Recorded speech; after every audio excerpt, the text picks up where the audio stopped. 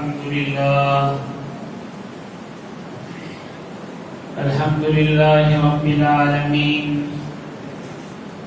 والصلاة والسلام على سيد الأنبياء والمرسلين وعلى آله وأصحابه أجمعين أما بعد فأعوذ بالله من الشيطان الرجيم بسم الله الرحمن الرحيم الحمد لله رب العالمين الرحمن الرحيم مالك يوم الدين إياك نعبد وإياك نستعين اهدنا الصراط المستقيم صراط الذين أنعمت عليهم غير المغضوب عليهم ولا الضالين آمين صدق الله العلي العظيم. بزرگان محترم اور عزیز ساتھیوں، اللہ رب العزت کا احسان و کرم ہے کہ رمضان المبارک کی سعادتیں، برکتیں اور عنایتیں اس نے دوبارہ عطا فرمائی. اللہ تعالی ہمیں اس کی قدردانی کی توفیق عطا فرمائے.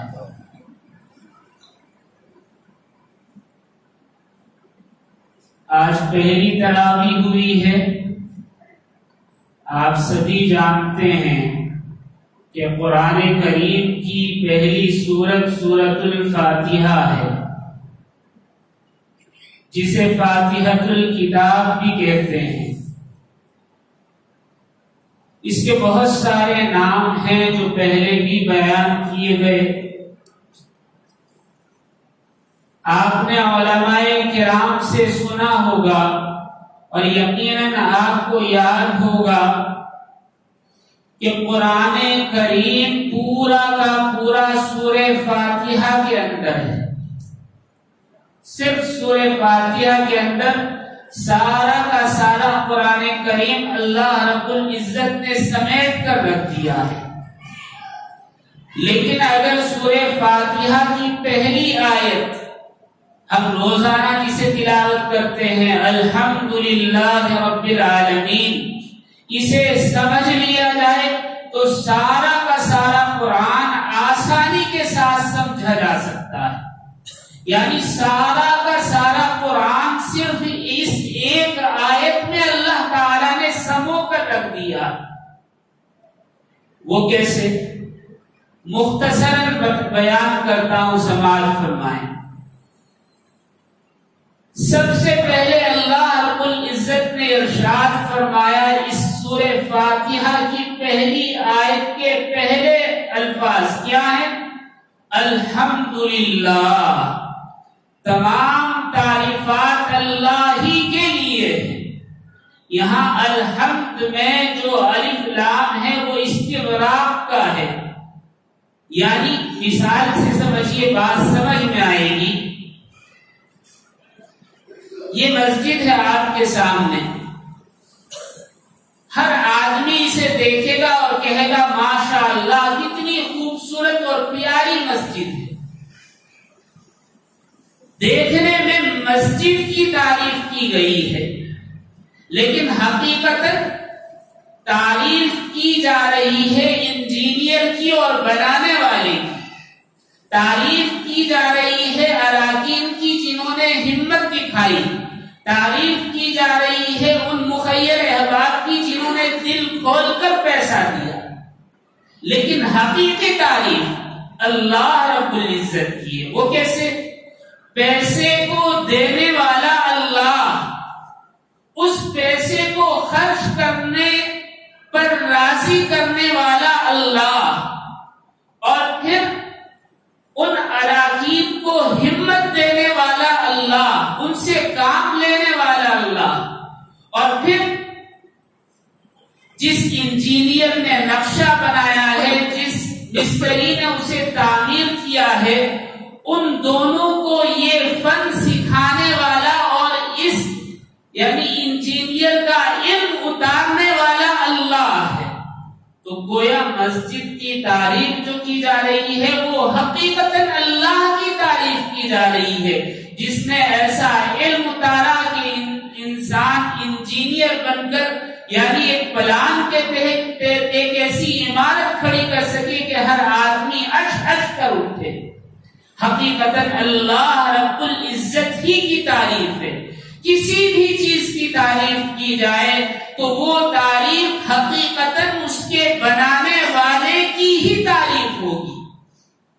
تو یہاں الحمد میں جو بھی تعریف ہے یعنی ہر قسم کی تعریف، جو بھی تعریف، جس قسم کی بھی تعریف کی جائے، جس چیز کی بھی تعریف کی جائے، وہ سب تعریفات اللہ کی طرف لوٹ جاتی ہیں اور حقیقی تعریف اللہ ہی کے لیے ہوتی ہے۔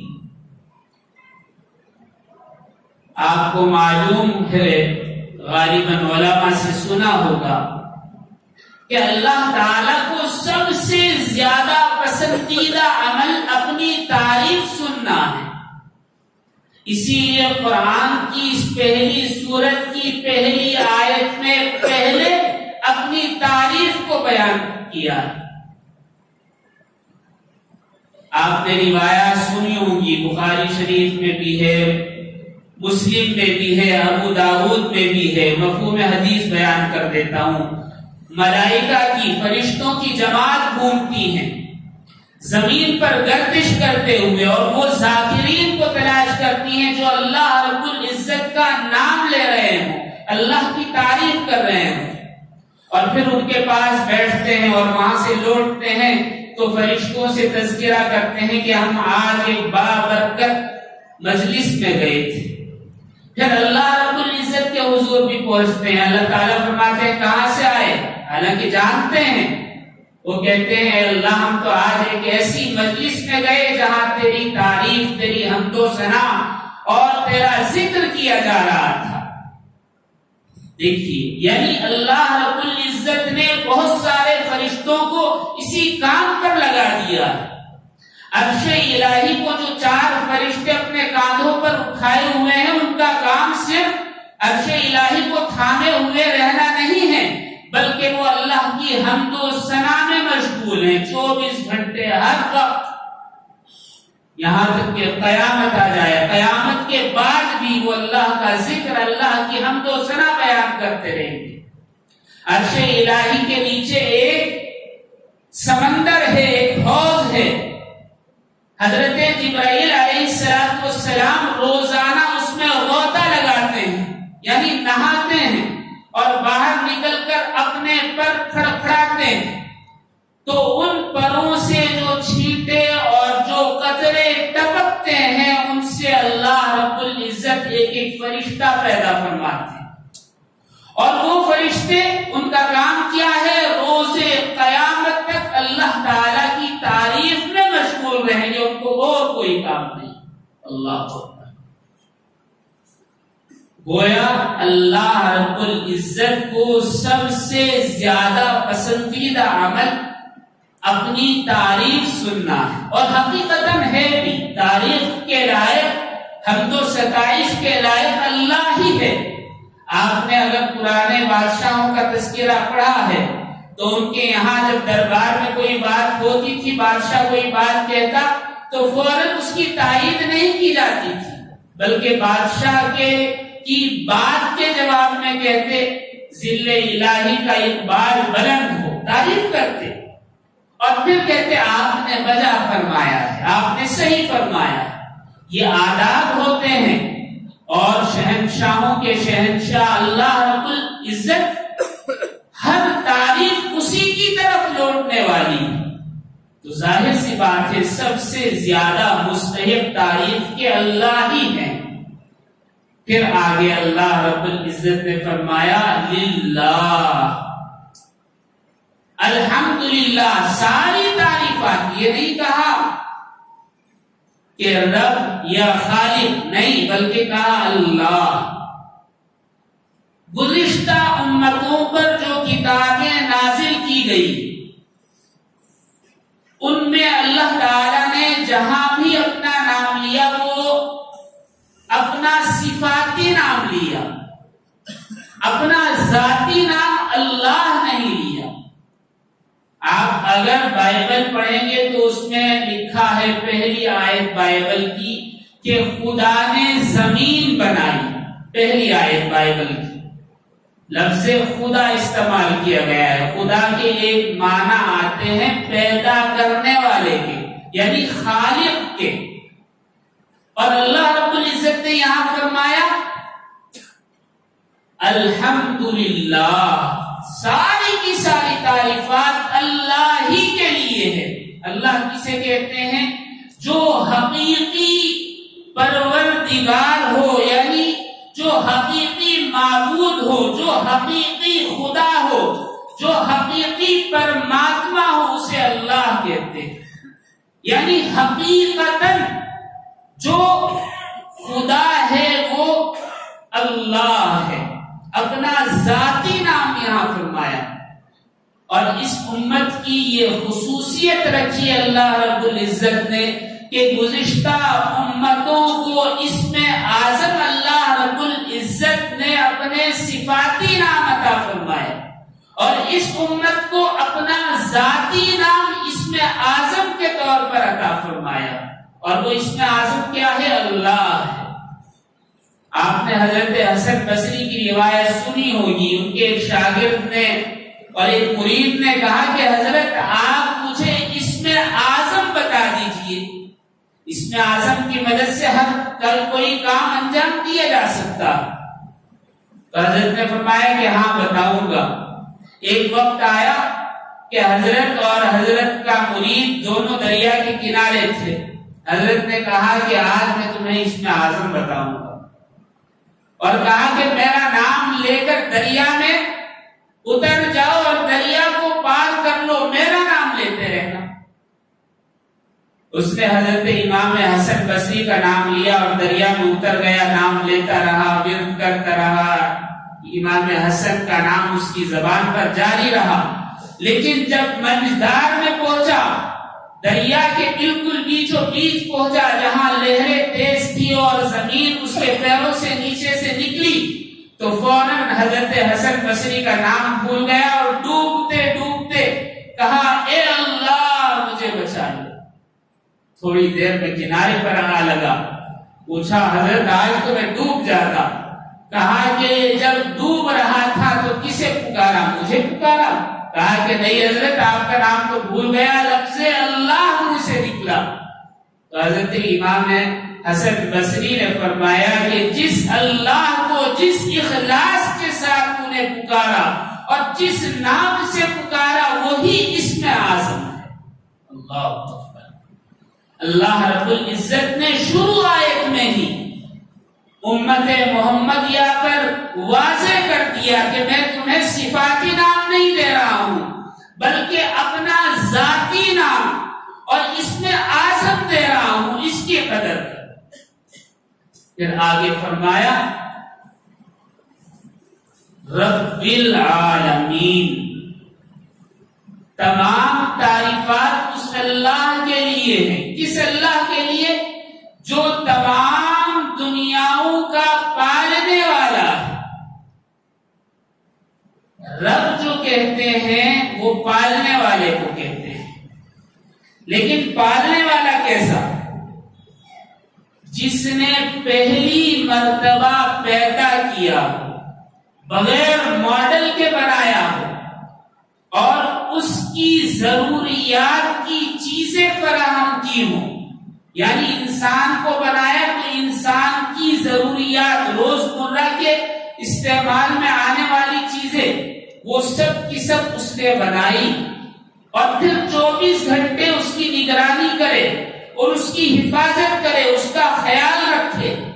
اور پھر یہ کہ وہ صرف ان کا خیال رکھنے والا، ان کو رزق پہنچانے والا نہ ہو بلکہ مالک بھی ہو، جسے رزق پہنچا رہا ہے، جو رزق پہنچا رہا ہے وہ رزق بھی اور وہ حفاظت بھی، اور جس کی حفاظت کر رہا ہے وہ بھی سب اس کی ملکیت میں ہو، اس کے قبضے میں ہو، تو اسے کہا جاتا ہے رب.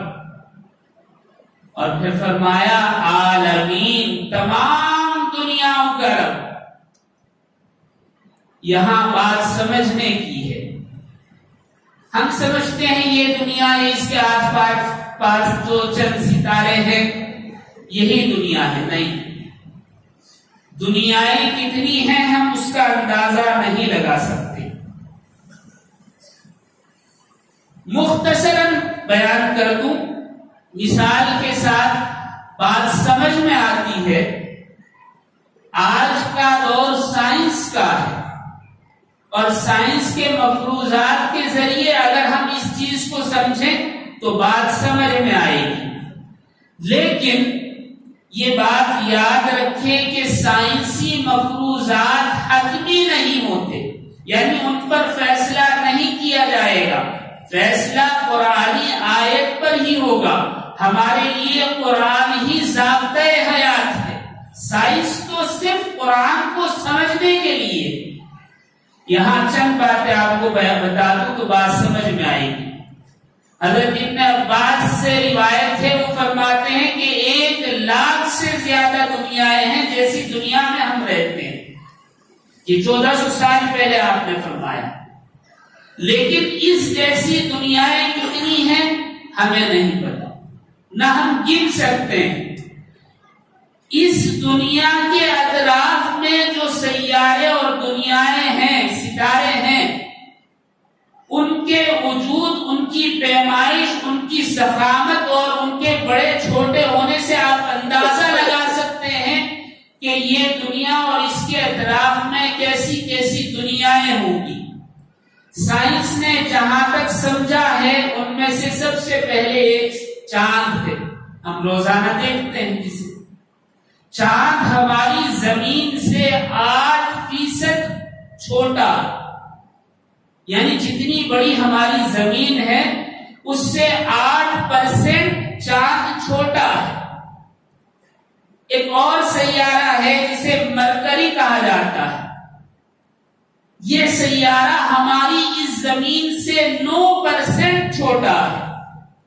ایک اور سیارہ ہے جسے مارس کہتے ہیں، مارس سیارہ ہماری اس زمین سے 6% چھوٹا ہے۔ ایک اور سیارہ ہے جسے ویونس کہتے ہیں، ویونس ہماری زمین کے برابر ہے، یعنی جتنی بڑی زمین ہے اسی کے لگ بھگ اتنا ہی بڑا ہے۔ اور ہماری زمین کتنی ہے؟ ہماری زمین 12,786 ڈایا کلومیٹر کی ہے۔ بہت ہوتا ہے، آپ اگر اسے کیلکولیٹ کریں اور پھیلا کر دیکھیں تو بہت بڑا رقبہ ہے۔ لیکن یہی بات ختم نہیں ہوتی، اس زمین سے یعنی اس سیارے سے جس پر ہم موجود ہیں، ہم جس دنیا میں آباد ہیں، اس سے بڑے سیارے اور دنیایں بھی اس دنیا میں ہیں، اس کائنات میں ہیں۔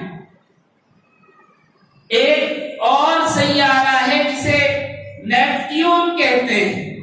نیپٹیون ہماری اس دنیا سے 70% بڑا ہے، پرسنٹ، یعنی 70%، 70 گنا زیادہ بڑا ہے۔ ایک اور سیارہ ہے جسے سیٹرن کہتے ہیں، سیٹرن ہماری اس دنیا سے 104% بڑا ہے۔ ایک اور سیارہ ہے جسے جوپیٹر کہتے ہیں، یہ ہماری اس دنیا سے 128% بڑا ہے۔ اور پھر سورج ہے، سورج ہماری اس زمین سے 10,000% گنا بڑا ہے۔ اور پھر سورج سے بھی بڑے سیارے موجود ہیں۔ ایک اور سیارہ ہے جسے سائرس کہتے ہیں، سائرس ہماری اس دنیا سے 16,000% زیادہ بڑا ہے۔ اور پھر اس سے بھی بڑے سیارے ہیں، ایک سیارہ ہے پوئیلکس، وہ ہماری اس زمین سے 5,00,000% گنا بڑا ہے۔ ایک اور سیارہ ہے جسے آرٹورس کہتے ہیں، آرٹورس ہماری اس زمین سے 18,00,000% گنا بڑا ہے۔ ایک اور سیارہ ہے جسے ایلڈیبرن کہتے ہیں، جو ہماری اس زمین سے 30,00,000% زیادہ بڑا ہے۔ ایک اور سیارہ ہے جسے ریگیل کہتے ہیں، ریگیل ہماری اس زمین سے 54,00,000% زیادہ بڑا ہے۔ ایک اور سیارہ ہے جسے پیسل اسٹار کہتے ہیں، جو ہماری اس زمین سے 2,12,00,000% بڑا ہے۔ اور پھر اس سے بھی بڑے سیارے موجود ہیں۔ ایک اور سیارہ ہے جسے میوسیٹی کہا جاتا ہے۔ میوسیٹی ہماری اس دنیا سے 9,00,00,000% زیادہ بڑا ہے۔ ایک اور سیارہ ہے جسے اینٹی ریس کہتے ہیں۔ اینٹی ریس ہماری اس دنیا سے 50,000,00,000% بڑا ہے۔ اور اینٹی ریس سے بھی بڑا ایک اور سیارہ ہے جسے کین جوریس کہا جاتا ہے۔ کین جوریس ہماری اس دنیا سے 1,500% زیادہ بڑا ہے۔ اللہ، یہاں تک تو سائنس نے دیکھا، اندازہ کیا، اور پھر دنیا یہیں پر ختم نہیں ہوتی۔ آپ کو نہیں پتا کہ اس کین جوریس تک پہنچنے میں اگر انسان کوشش کرے کسی راکٹ کے ذریعے یا کسی اور ذریعے سے، تو کتنا وقت لگے گا؟ راکٹ عام راکٹ نہیں جا سکتے جو چاند ستاروں پر پہنچ جاتے ہیں، مریخ پر نہیں۔ اگر ایک ایسا راکٹ یا جہاز بنایا جائے جو پر سیکنڈ 3,00,000 کلومیٹر کا سفر کرے، کتنا؟ 1 سیکنڈ میں 3,00,000 کلومیٹر کا فاصلہ طے کرے، تو اس کین جوریس تک پہنچنے میں قریباً 5,000 سال لگیں گے۔ اللہ اللہ، اسے اللہ رب العزت نے فرمایا رب العالمین، تمام جہانوں کا رب۔ اور پھر یہیں پر بات ختم نہیں ہوتی، بات اور آگے جاتی۔ ہم جس دنیا میں رہتے ہیں یا اس کے اطراف یہ جو چاند ستارے سورج سیارے ہیں، یہ جس کہکشاں میں موجود ہیں، یعنی جس مدار کے اندر ہے، اسے ہم کہکشاں کہتے ہیں۔ ایک مدار ہوتا ہے، یعنی سورج چاند زمین وہ اپنے اپنے مدار میں اپنے اپنی لائن پر چلتے رہتے ہیں۔ اس کہکشاں میں بہت سارے سیارے ہیں، ہم نہیں جانتے کتنے ہیں، لیکن ایک اندازے کے مطابق، ناسا کے ایک اندازے کے مطابق، ہماری یہ زمین جس کہکشاں میں موجود ہے، اس کہکشاں میں قریباً 300 ارب سورج موجود ہیں۔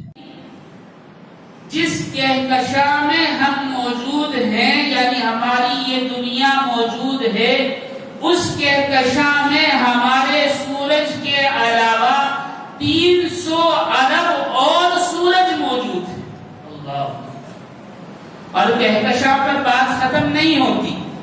جس طرح ایک محلہ دوسرے محلے سے تیسرے محلے سے مل کر ایک شہر بنتا ہے، اور ایک شہر دوسرا شہر گاؤں کھیڑے دیہات سب مل کر ایک اسٹیٹ بنتا ہے، اور ایک اسٹیٹ دوسرے اسٹیٹ سے مل کر ایک ملک بنتا ہے، اور ایک ملک دوسرے ملک سے مل کر ایک دنیا بنتی ہے، ایک آبادی بنتی ہے۔ اسی طرح ان سیاروں اور ستاروں کا بھی معاملہ، یہ تمام ستارے ایک دوسرے سے مل کر ایک کہکشاں بنتے ہیں، اور پھر اسی طرح جیسے یہ ستارے سورج چاند زمین مل کر ایک کہکشاں بنتے ہیں، اسی طرح ایک کہکشاں دوسری کہکشاں سے مل کر اور بہت ساری چیزیں بنتی ہیں۔ کیا پہلے بیان کر دوں کہ کہکشاں کتنی بڑی ہوتی ہے؟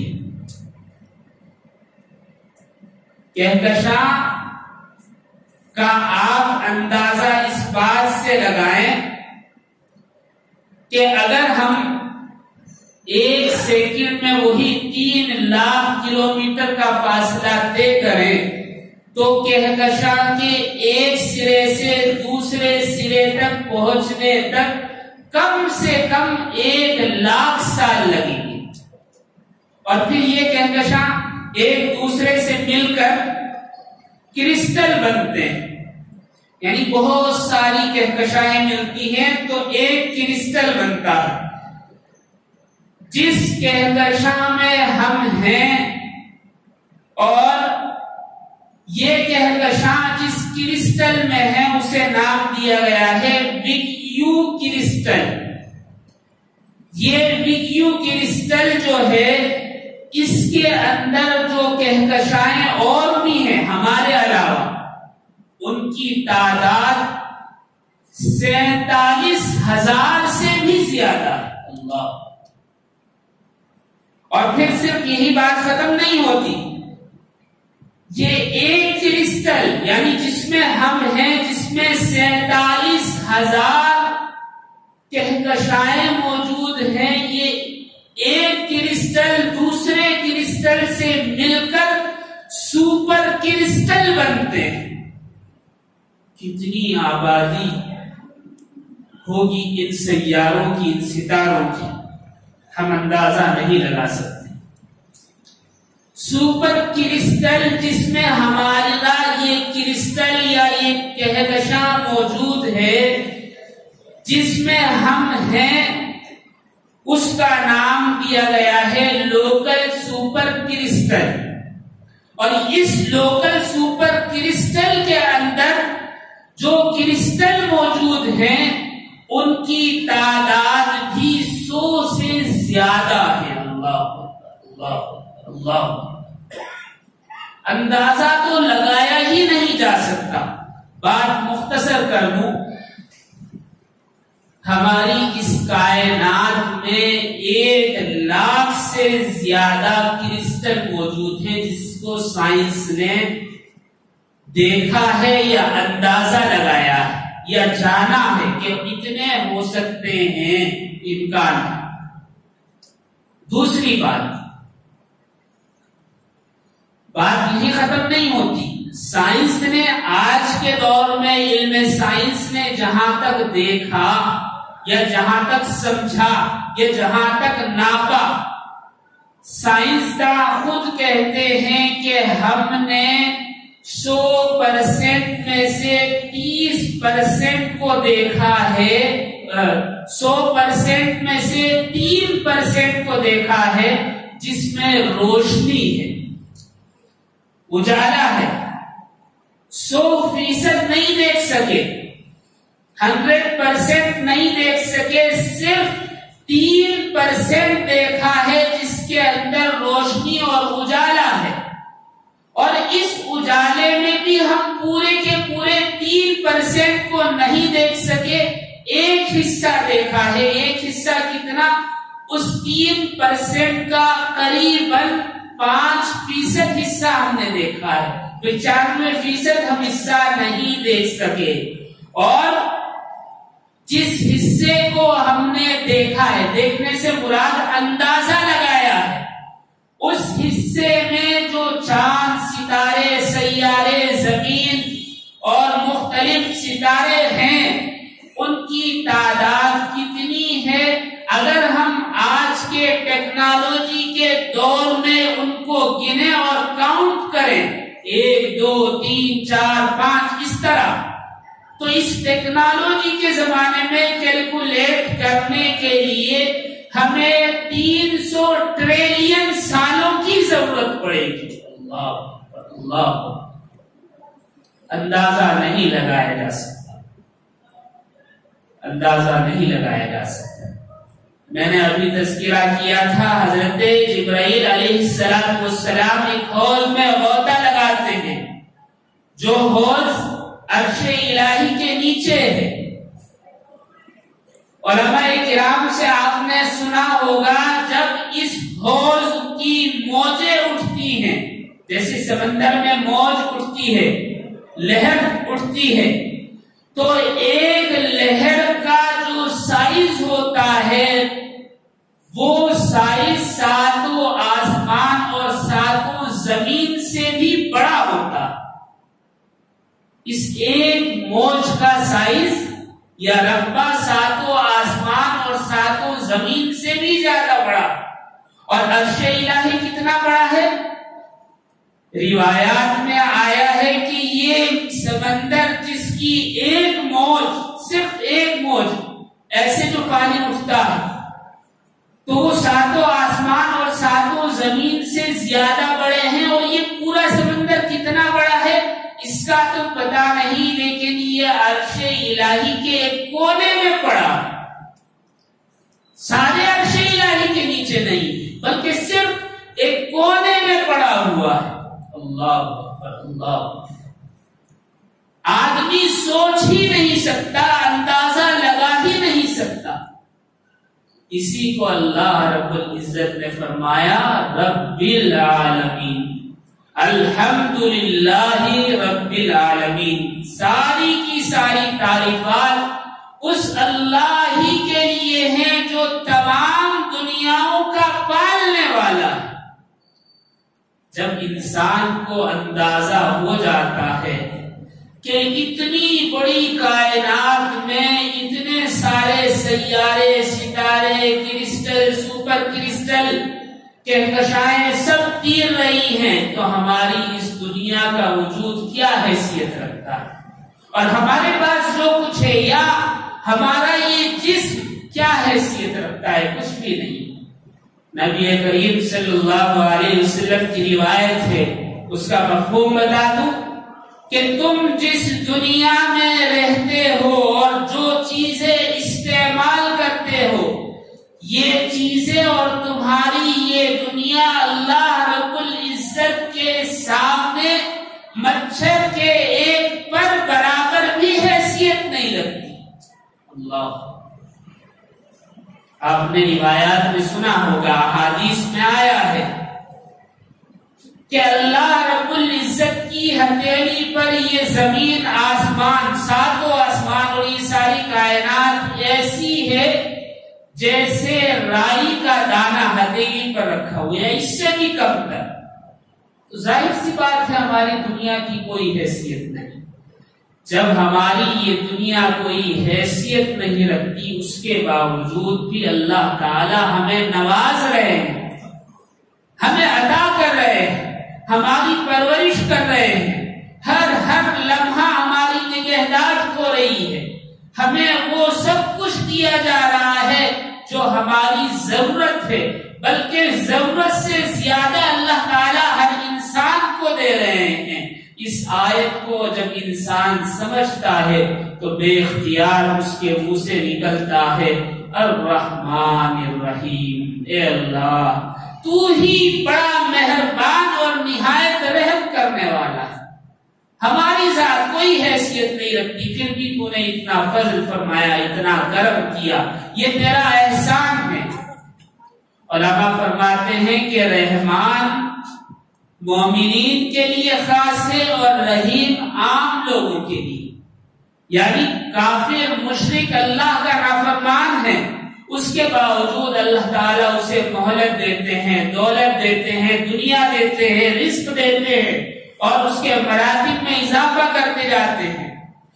لیکن رحمان وہ صفت ہے جو اللہ تعالیٰ مومن کو عطا فرماتا، یعنی مومن کی وجہ سے اللہ کو رحمان کہا جاتا ہے. یعنی اللہ تعالیٰ نے اس کو ایمان کی دولت دی، پھر اس دنیا میں اتنا ادراک دیا کہ وہ اللہ کو سمجھے، اور روز قیامت اللہ اس کی مغفرت فرما کر اس پر انعام فرمائیں گے، جنت میں داخل کریں گے اور اپنا دیدار فرمائیں گے. مومن کہے نہ کہے تو بھی اللہ تعالیٰ اتنے انعامات فرمائیں گے اس دنیا سے وہاں تک. تو یہ اللہ کی خاص مہربانی. بہرحال جب انسان اللہ رب العزت کو سمجھ لیتا ہے یا اس آیت کو سمجھ لیتا ہے الحمدللہ رب العالمین، تو اسے آ جاتا ہے کہ دعا کیسے کی جا رہی ہے. کیونکہ سورۃ الفاتحہ کا دوسرا نام سورۃ الدعا بھی ہے. اللہ نے پہلی آیت میں ہی سمجھا دیا کہ میں کیا ہوں، تم کیا ہو، تمہیں کیسے رہنا ہے، میں کیسا ہوں. تو ظاہر سی بات ہے انسان کو سارے آداب آ جائیں گے. اللہ رب العزت کی تعریف اور پھر اللہ کا اس پہ اعظم اور پھر اللہ کا مالک و مختار اور رب ہونا اور ایسی کائنات کا بنانا اور اس کا مالک ہونا انسان کو سکھا دیتا ہے کہ تیری کوئی حیثیت نہیں، تو وہ التجا پر آ جاتا ہے، کہتا ہے اے اللہ تو بڑا مہربان ہے، نہایت رحم کرنے والا۔ پھر آگے اسے فکر ہوتی ہے، کیا فکر؟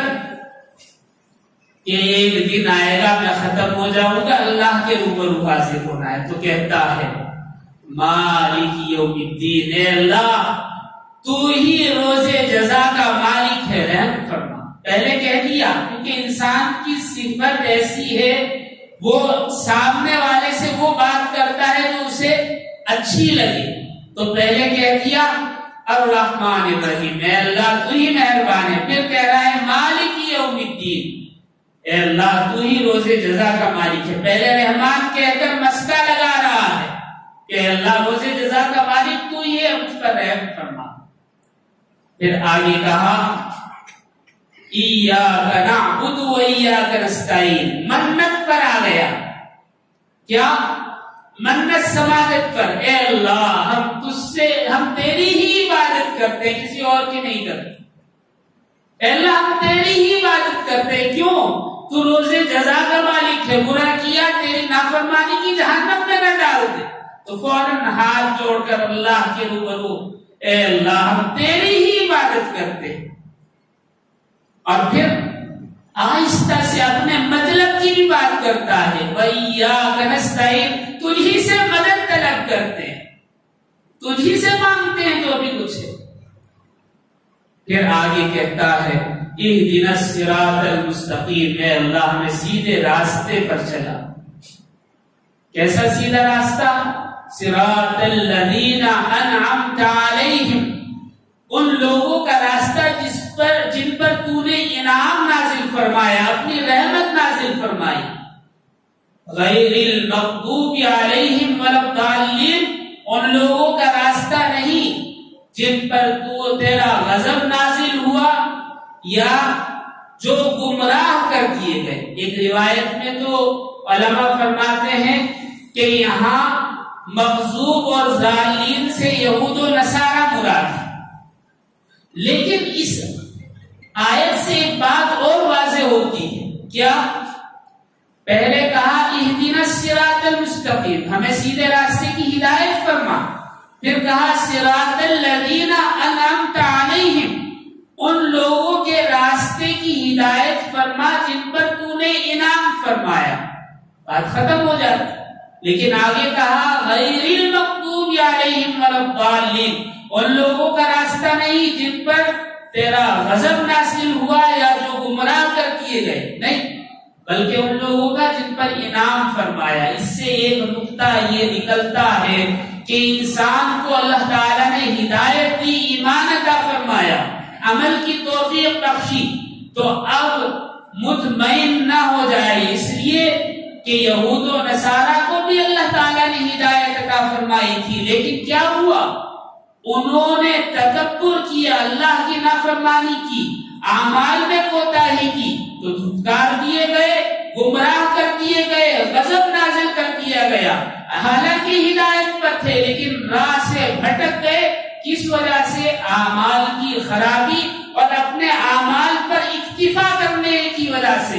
اس لیے اس آیت میں آخر میں جو لگا دیا گیا غیر المغضوب علیہم ولا الضالین، کہ ان لوگوں کا راستہ نہیں جن پر غضب نازل ہوا یا جو گمراہ کر دیے گئے، تو اس سے معلوم ہوا ہدایت کے باوجود اللہ سے اگر کوئی روگردانی کرے تو ممکن ہے وہ بھٹک جائے۔ اسی لیے بار بار اللہ رب العزت نے اس سورت کو ہر رکعت میں پڑھنے کا حکم فرمایا کہ بار بار کہے اہدنا الصراط المستقیم، اے اللہ ہمیں سیدھے راستے کی ہدایت عطا فرما۔ بہرحال آج وقت زیادہ ہو گیا، کل سے انشاءاللہ نماز اور تراویح جلدی ہوگی اور صرف 10 سے 15 منٹ بیان ہوگا۔ اللہ تعالی ہمیں رمضان المبارک کی قدردانی کی توفیق عطا فرمائے۔ وآخر دعوانا ان الحمد للہ رب العالمین۔